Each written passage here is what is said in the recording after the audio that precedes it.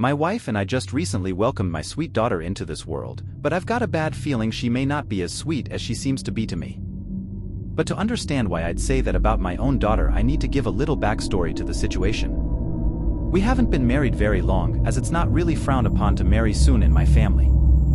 But when we were first dating and staying with my parents, we slept in their living room, and when we woke up one morning I noticed the door was still unlocked, but I was always sure to keep it locked. I never really noticed anything else though.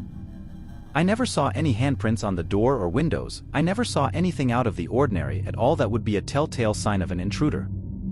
I brought it up to my dad, so he took me to his office to check the CCTV monitor. No one had approached the house all night. In fact, everything was eerily still except for a very large cat that would always hang out in their yard. That cat had been around for a long time though. We always thought maybe it was a neighbor's cat because we lived out in the back country of Texas and there were other people out in the woods. But growing up there I did actually notice a lot of things that scared the shit out of me.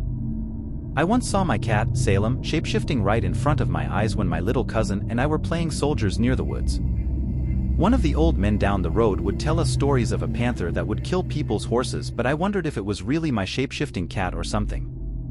My dad also told me a story of a man that lived on our land before we did that killed his daughter's bus driver for what she said he did to her one day when she came home crying.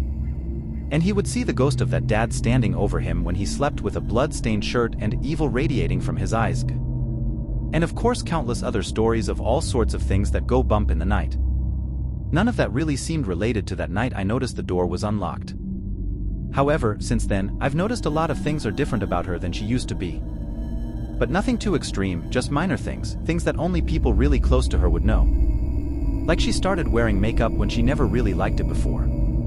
And what she liked to eat changed. But I didn't really know how to explain it. I had only known her a few months, and only had to ask what she liked to eat so few times for dates and family gatherings.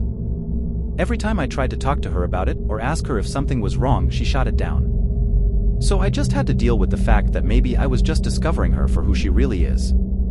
I got used to it. It wasn't a big deal after all. Like I said, it wasn't anything major and she still seemed like the girl I loved, and like I said, we had only been dating for a few months at the time. She Aslo started calling me Delicious, which wasn't really a pet name we had used before. I tried to ignore how uncomfortable her tone was when she used it. It was probably just sexual anyway.